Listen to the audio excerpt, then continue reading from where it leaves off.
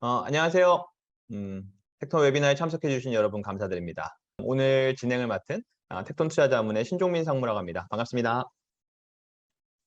저희 텍톤 투자자문은 글로벌 리서치를 통해 투자를 하고 있습니다. 글로벌 리서치를 통해서 글로벌 초우량 대형 기업들 저희가 투자를 하고 있고요. 저희는 계속해서 산업, 시장을 리서치하면서 그런 것들을 이제 고객분들하고 또 공유를 드리고 있고, 매달 마지막 주 수요일 오후 4시에 이렇게 웨비나를 통해서 저희가 이제 그 월 중에 발간하는 자료도 여러 가지 있는데요. 뭐 IPO나 산업이나 기업에 대해서 그런 것들 중에 어떤 핵심적인 아이디어를 매월 마지막 주 수요일 이렇게 정기 웨비나를 통해서 저희가 고객분들 또 PB분들과 소통을 드리고 있습니다.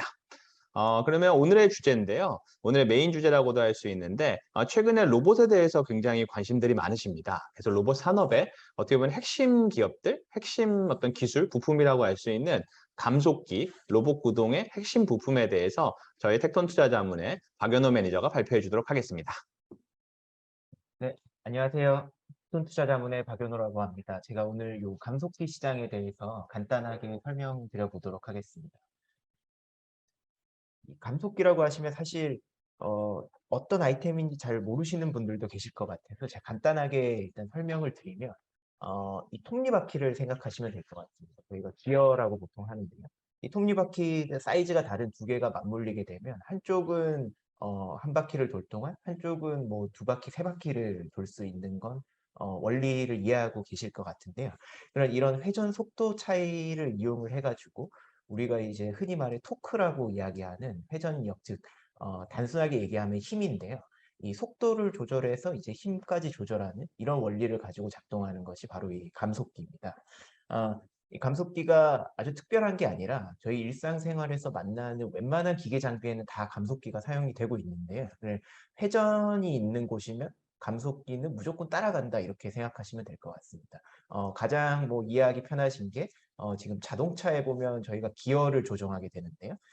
그 기어 박스에 이 감속기가 여러 개 달려 있다고 보시면 됩니다. 그래서 1단에서 2단으로 변속을 한다는 것은 A 감속기에서 B 감속기로 이렇게 옮겨가는 것이라고 보시면 되고, 그러면 속도도 달라지지만 또 자동차의 힘도 달라지게 되는 거죠. 그래서 이런 식으로 감속기가 굉장히 저희 이제 일상생활을 만나는 기계 장치 또는 산업 현장에서 많이 사용이 되고 있는데, 저희가 주목하는 요 감속기 분야는 바로 로봇입니다. 로봇에 사용되는 감속기에 저희가 좀 포커싱을 하고 있는데요. 어, 특히 이제 이 산업용 로봇 같은 경우에는 코로나 사태를 거치면서 지난해 수요가 굉장히 많이 증가를 했습니다. 실제로 국제 로봇 협회에서 발표하는 자료를 보면 지난해 시장이 한 30% 정도 굉장히 고성장을 했고요. 그러면서 이 산업용 로봇에 사용되는 부품이나 이런 것들 수요가 과거 대비 굉장히 높아지고 가격도 올라간 상태인데, 이 감속기 같은 경우는 이 로봇이 움직이는 데 있어서 굉장히 핵심적인 역할을 하는 부품입니다. 잠깐 그 로봇이라는 게 약간 헷갈리는데 네, 그러면 우리가 생각하면 로봇 막 휴머노이드 이런 걸 생각하는데 지금은 저 사진에 보는 공장에 쓰이는 삼용 로봇을 우리가 주로 로봇이라고 얘기하고 저게 그렇죠. 시장의 메인이라고 보면 되는 그렇죠. 건가요? 그렇죠. 로봇이라고 지칭되는 것들이 바로 저 사진에 보시는 산업용 로봇을 일반적으로 지칭한다고 보시면 될 것 같은데요. 왼쪽 사진에 있는 것처럼 이 자동차 공장이나 그런 큰 기계 설비를 만드는 그런 이제 사람이 하기 힘든 그런 일들을 하는 대형 로봇들도 있고, 오른쪽에 보시면 최근에 이제 좀 늘어나고 있는 부분인데, 사람과 같이 협업을 할 수 있는 사람이 이제 노동을 하는데 그 옆에서 도와주는 역할을 하는 그런 어떤 협동 로봇이라고 불리는 음. 시장도 지금 굉장히 이제 빠르게 성장을 하고 있는데, 둘 다 이제 로봇이고 보시면 알겠지만 저 로봇이 팔처럼 생겨서 이제 관절 부분이 다 있고 그걸 기준으로 이렇게 움직이게 되거든요. 음. 그러면은 저 관절 부분에는 우리가 흔히 말해 액추에이터라고 하는 구동 모듈이 다 들어가게 됩니다. 그 음. 모듈이 움직여서 로봇이 결국 움직이게 되는 것이거든요. 음. 그래서 액추에이터가 로봇 제조 원가의 뭐 절반 이상 또는 절반 가까이 이렇게 차지할 정도로 가장 음. 큰 부분을 차지합니다. 그래서 음. 가장 중요한 부품인데, 이 액추에이터를 구성하는 주요 부품이 바로 모터와 감속기. 그래서 아. 이제 감속기가 그만큼 로봇의 성능과 직결되는 핵심 부품이라고 말씀드릴 수 있을 것 같습니다. 그럼 그 로봇은 지금 최근에 저희가 많이 듣고 있는 뭐 전기차나 2차 전지나 반도체나 그런 공장에 다 우리가 보는 저런 산업용 로봇이 투입되는 거네요. 그렇죠. 알겠습니다. 그리고 이제 그 방금 하셨던 그런 반도체나 전기차 공장들이 최근에 코로나19를 거치면서 굉장히 이제 증설이 많이 되고 있지 않습니까? 거기에 산업용 로봇 수요가 따라가고 있는 추세라고 보시면 될 것 같습니다. 네, 알겠습니다. 그래서 이 감속기에는 사실 이 로봇에 사용되는 감속기는 크게 한 두 가지 정도를 들 수가 있습니다. 하모닉 드라이브라는 감속기와 사이클로이드 감속기라는 제품인데 각각에 대해서 간단하게 설명을 드리면 일단 이 하모닉 드라이브 감속기는 좀 소형 로봇에 들어가는 감속기입니다. 좀 전에 보여드린 이제 협동 로봇에 주로 사용이 되는데요. 이 하모닉 드라이브 감속기의 특징은 굉장히 작게 소형으로 만들 수 있고 그리고 굉장히 정밀하게 구동을 시킬 수 있다는 강점을 가지고 있습니다. 그래서 저는 이제 협동 로봇에 사용이 많이 되고 있는데 사실상 협동 로봇에는 이 하모닉 드라이브 감속기 외에는 대안이 없는 상태입니다. 근데 재밌는 것은 이 일본에 있는 하모닉 드라이브 시스템즈 이름을 보시면 아시겠지만 이 회사가 하모닉 드라이브라는 제품을 상용화시킨 개발해낸 전문기업이거든요. 거네요. 그렇죠. 네. 개발해낸 회사인데 이 회사가 현재도 글로벌 점유율이 60%가 넘습니다. 사실상 독과점 지위를 계속 유지를 하고 있는 것이고요. 이게 2013년도에 특허가 만료됐는데도 후발주자들이 아주 쉽게 따라가지는 못하는 게 저걸 만드는 정밀하게 설계하는 기술 또 정밀하게 깎아서 만들어내는 저런 톱니바퀴를 만들어내는 기술이 진입장벽이 굉장히 높다고 합니다. 그래서 저 회사가 아직까지 시장을 좀 장악하고 있는 상태라고 보시면 될 것 같습니다. 그러니까 예전에는 저희 특허로 묶여 있었는데 네. 특허가 풀렸음에도 불구하고 여전히 좀 기술 장벽이 꽤나 높은 아이템이다. 이렇게 그렇죠. 생각하면 되겠네요. 그렇죠. 근데 이제 주가를 보시면 알겠지만 이제 코로나 때 어떤 수요가 굉장히 증가하면서 가파르게 좀 이제 상승을 했다가 최근에는 좀 조정을 받은 상태인데요. 시가총액은 한 4조 5천억 원 정도 되고 매출액은 한 5천억 정도 되는 그런 상태의 회사라고 보시면 될 것 같습니다. 알겠습니다. 네. 그리고 두 번째로 이제 많이 사용되는 게 이 사이클로이드 감속기라는 제품인데요. 하모닉 드라이브랑은 조금 이제 상대적으로 비교가 되는 게 이 제품 같은 경우에는 좀 앞전에 말씀드린 그 자동차 공장이나 이런 데 사용되는 아주 대형 로봇, 사람이 할 수 없는 일들을 하는 그런 로봇들에 많이 사용이 되는 그런 감속기. 근데 재밌게 이 회사 같은 경우에도 이제 일본 기업, 나부테스코라는 일본 기업이 글로벌 시장의 60% 많이 정도를 가지고 점유를 하고 있네요. 있고요. 네. 그리고 이 회사 같은 경우에는 요 액추에이터가 사실 이 로봇이 들 수 있는 무게를 기준으로 이제 이걸 기반 하중이라고 하는데 기반 하중이 굉장히 큰 감속기라서 네. 사실 이 크기도 크고 단가도 굉장히 셉니다. 그래서 이제 이 회사가 하모닉 드라이브 시스템즈보다는 매출이 훨씬 더 좀 크고요. 크고. 네. 네. 하지만 이제 뭐 수익성은 좀 더 낮다고 할 수 있겠죠. 근데 이제 하모닉 드라이브처럼 이 회사의 글로벌 어떤 장악력이 굉장히 크다고 할 수 있겠습니다. 그러면 감속기는 정리하면 이제 사이클로이드랑 하모닉 감속기 두 가지가 있고 이제 로봇의 이제 중대형 로봇, 뭐 소형 로봇 이렇게 구분되는데 우리가 일반적으로 막 생각하는 로봇팔이라 그러면은 뭐 ABB나 뭐 환학이나 이런 그렇죠. 거를 좀 떠올리는데 네. 그러면은 그런 회사들이 저 회사들의 고객사가 되는 건가요? 맞습니다. 지금 정확하게 말씀하신 게 특히 이제 좀 전에 말씀드린 요 나프테스코라는 회사 같은 경우에는 제가 이제 그 자동차 공장이나 이런 데 들어가는 중대형 로봇에 많이 사용된다고 말씀드렸는데 주요 고객사가 ABB, 화학, 쿠카 또는 이제 야스카와 전기 이런 이제 산업용 대형 산업용 로봇을 만드는 회사들입니다. 그 회사들이 이 감속기를 사다가 써야 되는 입장인 거죠. 네. 근데 이제 마지막으로 좀 포인트를 좀 짚어드리면은 사실 이 산업용 로봇 시장이 지난해 성장을 굉장히 많이 했는데 여기 보시면은 이 중국이라는 지역이 시장의 성장을 주도를 하고 있습니다. 이 차트를 보시면 지난해 권역별 시장을 보여주는 어떤 차트인데요. 네. 중국이 산업용 로봇이 지난해 총 설치된 물량이 50만 대가 넘는 50만 대 정도 되는데 그중에 27만 대가 중국에 설치됐습니다. 50%가 넘네요. 그렇죠. 일단 시장 점유율이 50%가 넘고 그리고 다른 권역들이 이제 많이 성장한 데가 한 20% 성장한 정도인데 중국 같은 경우에 50% 이상 성장을 했거든요. 네. 시장도 크고 성장 속도도 굉장히 빠른 거죠. 음. 그래서 이 그 산업용 로봇의 주요 시장이 중국이고 지금 이제 중국이 주도를 하고 있는 네. 상태이기 때문에 이런 중국의 산업용 로봇에 대응할 수 있는 감속기 기업의 어떤 성장 가능성이 굉장히 크다고 할 수 있겠는데요. 네. 실제로 이제 하모닉 드라이브 시스템즈나 일본의 나부테스코 같은 경우에는 지난해를 기점으로 해가지고 굉장히 이례적인 수준의 캐펙스를 집행을 하고 있습니다. 그래서 음, 사실 이 기업들은 워낙 이제 기술력도 짱짱하고 네. 수요처에서 이제 요구하는 부분이 많기 때문에 네. 사실 증설을 한 만큼 다 매출화된다고 보시면 되는 상황입니다. 네. 수요가 항상 부족한 상황. 네. 근데 그러다 보니까 이제 이 회사들은 증설을 나름대로의 계획을 가지고 진행을 하고 있는 상황이고, 음. 모자라는 부분도 굉장히 많기 때문에 새롭게 떠오르고 있는 회사들도 특히 중국을 중심으로 좀 많습니다. 아, 중국에는 감속기 기업들이 여러 있나요? 그렇죠. 그래 상장되어 있는 기업들도 있고 뭐 비상장도 많은데 사실 중국이 보시면 알겠지만 중국이 전체 이제 로봇 수요의 한 50% 이상을 차지하고 있는데 중국 시장 전체를 보면은 100으로 봤을 때 한 30 이상이 로컬 산업용 로봇 기업입니다. 음, 아주 큰 회사는 없지만 음. 조그만한 기업들이 로봇을 다 만들고 있는데 그게 한 30%를 차지하고 있거든요. 맞네요. 굉장히 많은 숫자인 거죠. 근데 네. 이 회사들이 아주 비싼 일본 기업들 감속기나 이런 걸 잘 쓰지 않습니다. 음, 중국 내수로 조달을 많이 하는데요. 음, 성능은 좀 떨어질지라도 음, 굉장히 여러 가지 기업이 있고 특히 이제 커창반이나 차이넥스트 같은데 새롭게 상장한 중국의 감속기 음, 기업들은 음.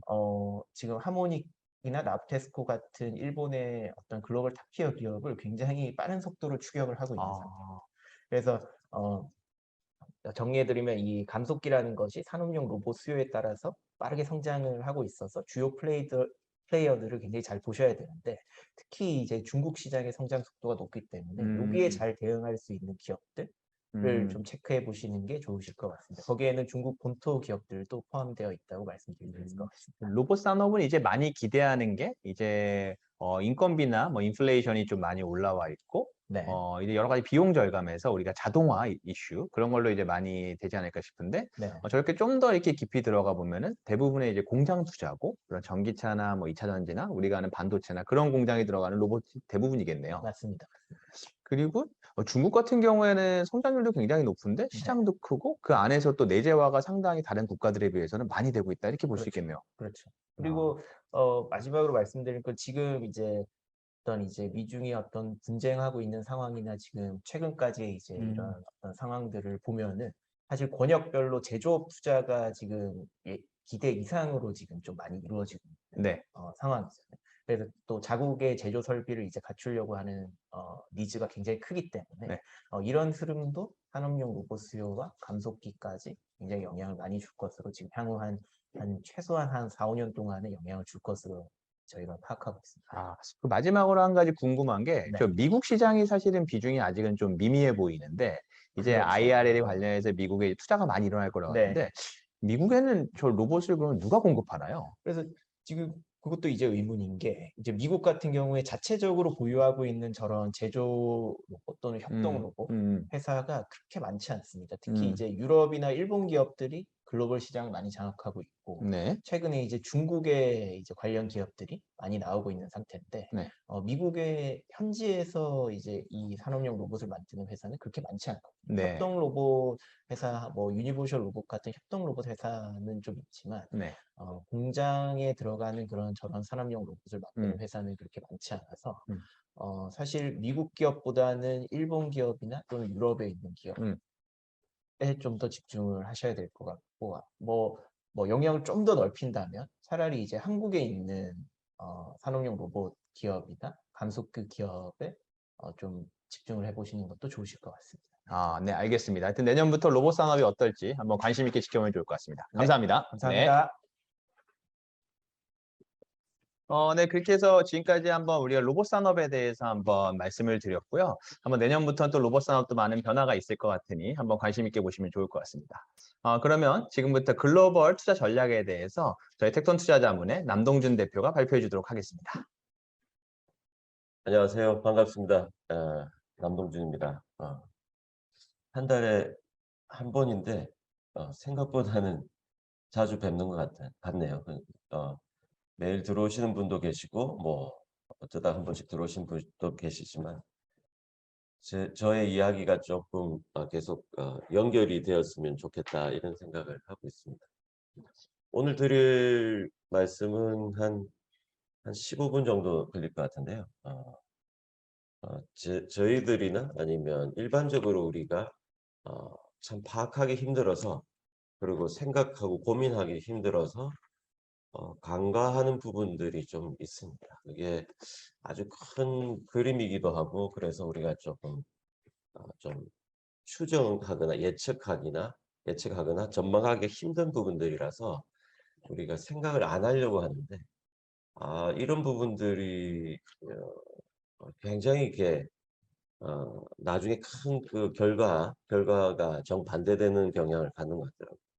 제가 가장 큰 실수를 한 걸 이렇게 되돌아보면 트럼프가 2018년 한 3월 달부터 시작해서 중국과의 무역 관련돼서 보복 관세를 시작하고 미중 간의 관계에서 이제 무역과 관련된 분쟁이 일어납니다. 이게 근데 저의 생각은 그랬거든요. 그때 당시에. 이건 우리가 아는 공정하고 페어하고 또 현재 있는 국제법상 WTO든 여러 가지 국제 협약상 굉장히 무리한 일이 아닐까라고 생각을 하고 정치적인 변수가 경제적인 변수를 누르지는 못할 거다라고 생각을 했었거든요. 결국에는 누르지 못합니다. 그러나 그게 2년, 3년 정도 누를 수도 있고 정치적인 논리나 국제 정세의 논리가 실질적으로 우리가 계산이 잘 되는 경제적 논리나 펀더멘탈 논리를 억누를 수 있는 그런 상황들을 우리가 경계를 해야 되는데 경계를 못한 거 아닌가 이런 생각을 합니다. 올해 들어서 이제 계속되는 어떤 정치적 아니면 국제 정세의 어떤 로직이 우리가 알고 있는 일반적인 경제적 논리나 펀더멘탈의 논리와는 굉장히 다른 방향으로 주가를 형성하게 만드는 이런 상황에서 제가 반성을 좀 하는 의미에서 가속평가라는 얘기를 했습니다. 우리는 어느 자리에 있는가라는 게 굉장히 중요한 것 같아요. 지금 현재 우리의 어떤 위치 그리고 현재 일어나고 있는 일들이 앞으로 어떤 식으로 파장을 일으키고 확산이 되거나 위축되거나 이런 것들에 대해서 고민을 해야 될 것 같습니다. 1990년도에 어떤 세계 전체 파운드리 시장입니다. 반도체 중에서도 파운드리 시장의 마켓 쉐어를 보여주는 편인데요. 한 90년하고 2020년 딱 30년이죠. 1990년 좀 멀긴 하지만 30년 전에 파운드리의 44% 매출액이 마켓 쉐어인데요. 기본적으로 보면은 유럽이 44%, 미국이 37%, 재팬이 19%입니다. 파운드리 시장. 그 시장이 2020년이 되니까 대부분 한국과 대만, 일본, 중국으로 다 넘어오게 되죠. 이게 유럽과 US에 있는 파운드리라고 하는 제조 설비가 30년 동안 이 타이완이나 사우스 코리아, 한국이나 이쪽으로 다 넘어와 있습니다.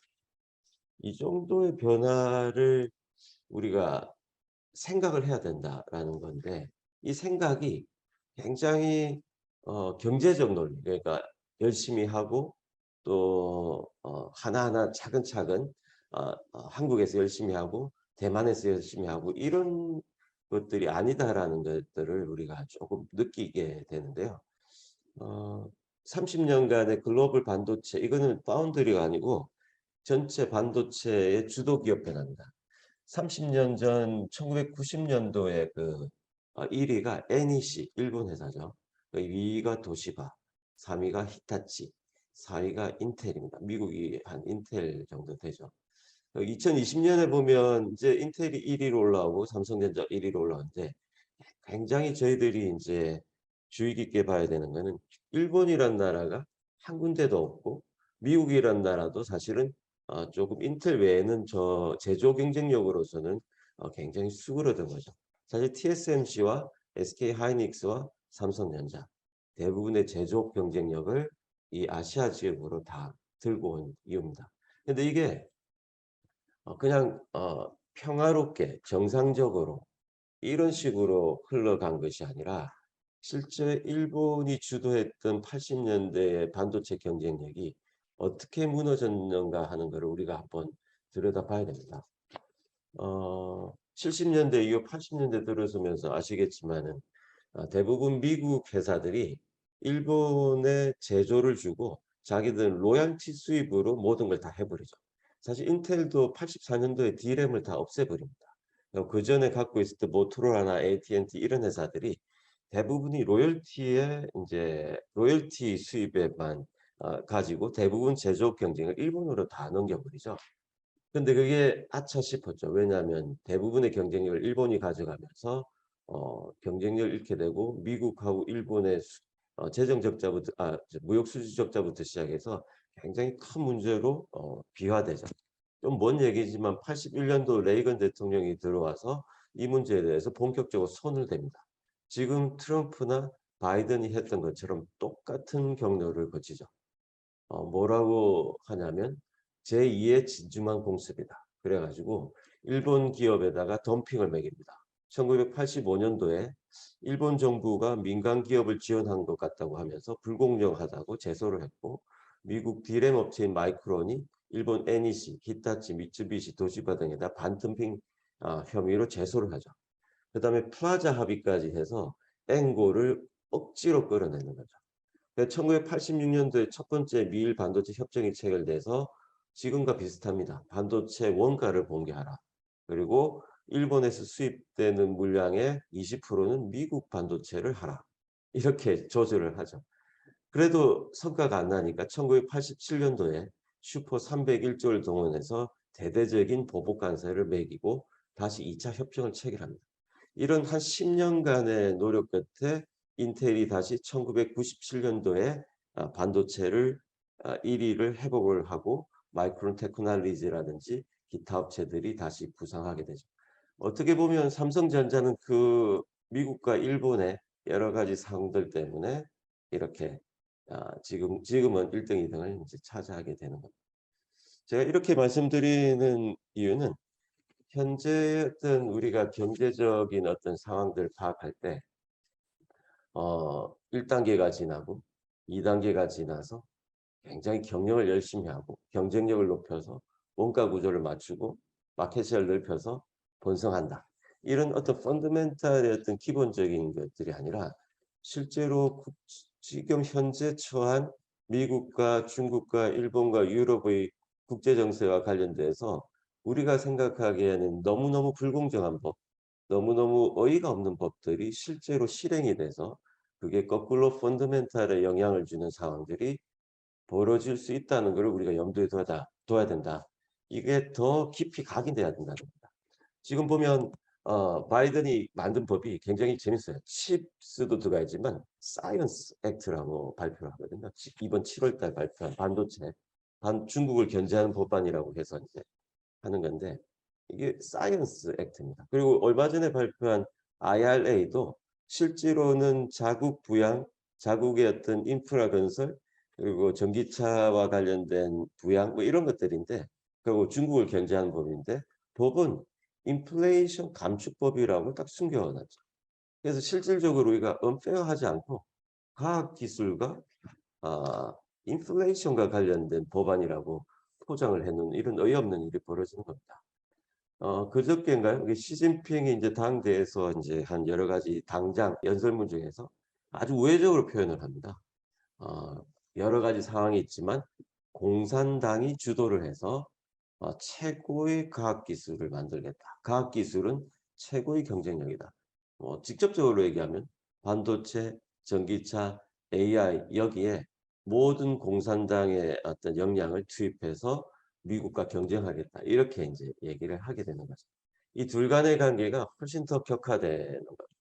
그래서 이게 아마 여러 가지 지도들을 앞으로 5년 아니면 뭐 좀 길게 보면 10년, 20년이 되겠지만 적어도 앞으로 5년 정도의 어떤 길고 긴 어떤 패권 경쟁이라고 너무 무서운 얘기고 그냥 이런 경쟁 관계가 새로운 새로운 지도를 만들 거다 이렇게 생각을 하고 있습니다. 우리는 조금 미국과 중국의 여러 가지 이 혼란 속에서 경쟁에 대해서 걱정을 하냐면 어떤 걱정을 하냐면 중국을 걱정해요. 중국을 걱정할 일이 아닙니다. 중국은 충분히 미국이 저렇게 한다고 하더라도 자기들의 시장이 있고 자기들의 통화가 있고 자기들의 어떤 규모들이 있죠. 그래서 걱정을 해도 중국을 걱정할 필요는 없다고 생각해요. 사실 우리가 걱정이 되고 대표적으로 우리를 걱정하기 전에 TSMC가 사실 굉장히 걱정이 됩니다. 이 대만이라는 나라가 왜 자꾸 거론이 되는지 잘 아시겠죠? TSMC가 최고의 공장을 대만에 딱 가지고 있습니다. 이 공장이 이제 수렁에 빠지게 되면, 전쟁의 도가니에 빠지게 되면 미국 자체도 중국 자체도 굉장히 곤란한 경우를 겪게 되는 거죠. TSMC는 중국이 잘 돼도 안 되고 미국이 잘 돼도 안 되고 이런 진퇴양난 속에 실제로 최근에 낸시 펠로시가 이제 대만을 방문했을 때 한 소리 들었죠. TSMC 회장님이 펠로시한테 이렇게 얘기합니다. 저희들 미국 가서 너무 고생할 것 같다. 이렇게 얘기하죠. 그게 굉장히 직접적인 표현인데 사실은 저희들도 마찬가지. 삼성전자가 미국에 가서 파운드리를 짓는 거는 굉장히 힘든 일이죠. 객관적으로 보면 미국은 인텔이나 마이크론 테크놀로지를 위해서 저렇게 법을 만든 겁니다. 우리도 TSMC와 같이 진퇴양난에 빠졌다라고 할 수 있는 게 사실 객관적인 판단이죠. 여러 가지 상황들 속에서 뭔가 변화가 되고 있죠. 저는 그 변화가 한 1년 정도 지내고 말겠지, 2년 정도 지내고 말겠지 이렇게 생각을 했는데 과거 자료들을 이렇게 들추다 보니까 우리가 생각한 거와는 굉장히 다른 새로운 길들이 열리고 있는 거죠. US와 차이나의 경쟁이 우리가 글로벌라이제이션과 디글로벌라이제이션이라고 표현되기도 하고 이런 관계들 때문에 우리가 겪게 되는 여러 상황들이 일시적이 아닐 가능성이 있다는 거죠. 유로존이 없어질 수도 있고 유로화가 안 되면서 스트롱 달러가 굉장히 강력한데 이 추세가 30년은 아니라고 하더라고요. 적어도 1, 2년은 더 갈 수 있는 새로운 변화들이 나오고 있는 겁니다. 우리가 지난 10년 아니면 지난 5년의 어떤 틀 속에서 갇혀서 자꾸 생각하는 것보다 이런 생각보다는 어렵고 복잡한 문제지만 근본적으로는 US와 차이나의 분쟁과 관련된 여러 가지 길들을 고민해보고 전략적인 채택을 하는 게 굉장히 중요할 거다라는 게 10월 달에 제가 생각한 생각입니다. 이 변화를 지금 일으키고 있는 본질적인 힘이 미국과 중국과의 경쟁인데 이 미국과 중국과의 경쟁의 핵심은 중국이 강해지고 있다는 겁니다. 이게 핵심이에요. 강해지다 보니까 모든 매니팩처링, 제조업을 중국에게 다 맡겨놓은 게 갑자기 아쉬운 거죠. 과거 80년도에 미국이 일본한테 다 맡겨놨다가 골치 아픈 거하고 똑같은 겁니다. 다시 빼들려고 하죠. 근데 지난번 일본하고는 전혀 다릅니다. 전혀 군사적인 종속 관계도 없고 실제로 자기 시장을 가지고 있습니다. 14억 인구, 인도 제3의 세계를 갖고 있는 중국하고의 상황들은 과거 일본처럼 그렇게 예스 예스 하지 않을 거예요. 그래서 더 복잡해질 거라고 생각을 하고 있습니다. 그래서 저는 포트폴리오에서 이런 본질적인 힘들이 어디에 튕겨 나갈까? 지금 제일 생각하는 건 이 두 번째 패러그래프에 나오는 건데 우리는 중국을 걱정하면 안 된다. 중국과 미국이 주도하고 있고 그 변화의 본질적인 어떤 상황들은 그 나라는 부양되는 상황이에요. 경기 침체 속에서도 굉장한 투자가 들어갈 거예요. 그래서 국가를 구분해야 됩니다. 그래서 미국과 중국을 중심으로 해야 되고 그 이외의 국가들한테는 피해가 간다. 이렇게 인식을 하지 않으면 굉장히 복잡한 생각보다는 억울한 상황들에 더 봉착할 가능성이 있고요. 산업은 정해져 있습니다. 바이든이 정해놓은 사이언스 액터, 그다음에 III 법에 어떤 기업, 어떤 산업을 부양할 건가라고 명확하게 정해져 있죠. 그리고 중국도 정해져 있습니다. 중국은 또 한 가지 더 했습니다. 어떤 산업과 기업은 지원을 안 할 거다라고 정해져 놨죠. 플랫폼 기업, 그다음에 부동산 관련 기업, 양극화를 일으킬 수 있는 뭐 그런 기업, 교육 관련 기업 이런 거는 안 된다고 박아놨어요. 된다는 기업들을 정해놨습니다. 그 기업들에 대한 명확한 기준. 지금은 된다도 중요하지만 안 된다에 대한 굉장히 냉정한 칼질을 하지 않으면 이것도 안 되고 저것도 안 되는 거죠. 위기는 그런 식으로 저희들한테 다가옵니다. 전반적으로 시장에 대한 생각들은 저는 뭐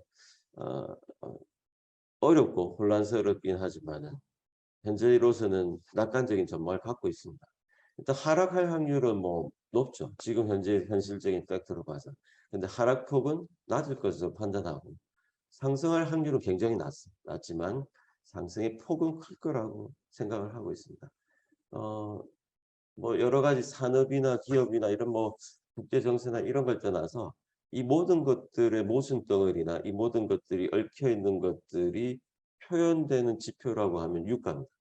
유가가 안정이 되느냐 안 되느냐, 하락이 되느냐 안 되느냐가 이런 복잡한 여러 가지 사항들을 표현할 가능성이 저는 높다고 생각해서 항상 유가를 모니터링하고 있습니다.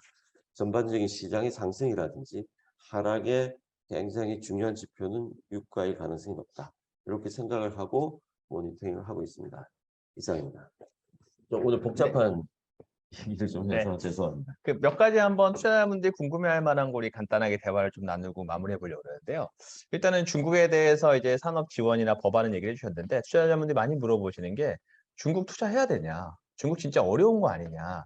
그런데도 중국을 투자해야 된다 그러면 왜 해야 되냐? 이런 질문들을 많이 하시는데 그거에 대해서 좀 답변을 드리면 좋을 것 같습니다. 지금 뭐 물론 중국이 포함되어 있지 않지만 MSCI 이머징 마켓에서 올해 나간 돈만 해도 한 2조 달러 정도.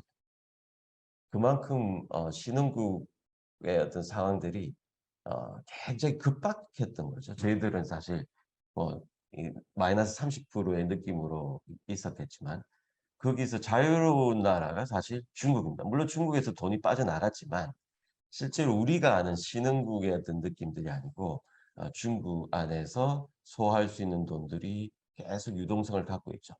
그리고 미국과는 정반대의 대척점에 있습니다. 실제로 금리 인하를 하고 경기 부양을 하는 거죠. 정치적인 국제 정세에서 물론 분쟁의 당사자이기 때문에 저희들이 극정적으로 눈을 보지만은 내재적으로는 그 나라는 자급자족할 수 있는 어떤 기반을 갖고 있고 중국 본토에 대한 투자는 홍콩에 대한 투자하고는 또 다른 측면이 있기 때문에 저는 투자를 계속 낮은 가격에 계속 사야 된다 이렇게 생각을 하고 있습니다. 미중 간의 그 무역 그 전쟁 한 3년 동안 미국과 중국의 교역액이 사상 최고액이고요. 미국과 중국의 대미국 흑자가 최고입니다. 음. 아직까지는 미국이 패권이나 군사력으로 뭔가 계속 뭔가 분위기를 돋구지만 실질적인 싸움에서 돈의 싸움에서는 자본 유출이 빼고 무역 수지와 관련된 흐름에서는 중국을 어떻게 컨트롤할 가능성이 거의 없는 거죠. 그러니까 중국은 그러니까 그렇게 어떻게 보면 관세나 그런 걸 눌렀는데도 저렇게 미국의 교역액이 계속 증가할 정도로 강력해져 있다. 그리고 지금은 그렇습니다. 또 유동성이 충분하고 또 이런 어떤 경기 부양의 효과들이 나타날 거기 때문에 투자해야 된다. 그런 말씀을 좀 이해. 부양의 규모가 이제 미국이 700조라고 하니까 중국은 1000조라고 하는 거죠. 물론 이게 말싸움일 수도 음. 있지만 어, 저희들은 지금 어떻게 보면 분절된 국가들이잖아요. 이렇게 글로벌라이제이션이 아니라 미국과 유로존, 일본, 그다음에 중국과 기타 아시아, 한국은 어디 갈지 모르겠지만 음. 유로존 이렇게 돼 있잖아요. 사실 우리는 지금 국가 자본주의라고 하는 시스템에 돌입한 거죠. 그래서 과거에는 미국이 잘 되면 중국도 잘 되고 유로도 잘 되고 한국도 잘 되는 그런 시스템에서 우리가 투자를 하다가 그때는 미국이 오르기만 하면 우리나라 시장 사면 오릅니다. 근데 지금 그렇지 않죠. 미국이 올라도 중국이 빠지고 중국이 빠져도 미국이 오르고 한국이 오르는 것도 각양각색이죠.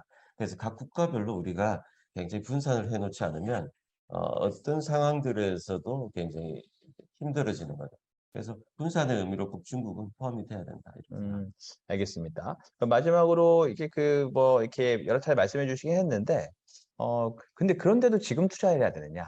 음. 이런 얘기들을 많이 하십니다. 그러니까 더 기다려도 되는 거 아니냐? 이런 거에 대해서는 좀 어떻게 답변을 하실지.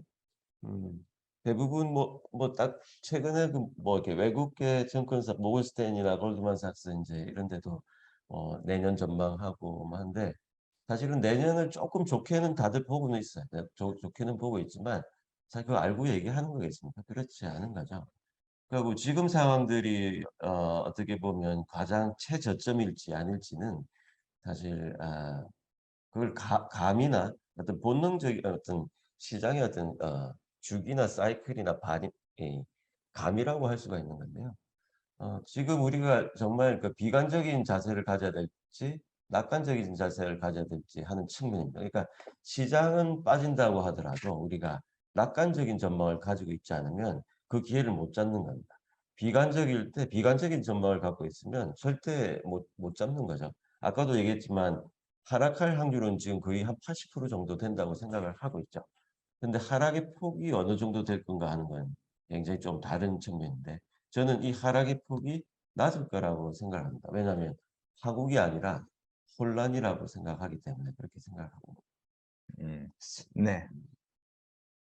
그리고 뭐 금리 수준이나 이런 것들에 대해서 내년도 상반기 벌써 스케줄도 다 나와 있고 또 금리와 관련된 인플레이션에 대한 기대 인플레이션에 대한 전망치도 다 나와 있고 사실 이런 부분들은 다 나와 있습니다. 스케줄이 나와 있고 사전적으로 대비가 됐다 이렇게 얘기하긴 그렇지만 그런 사항들을 염두에 두고 포기하는 사람들이 많으면 많을수록 우리가 가질 수 있는 결실의 폭은 굉장히 클 수 있다. 이게 제 기본적인 전략적 태도입니다.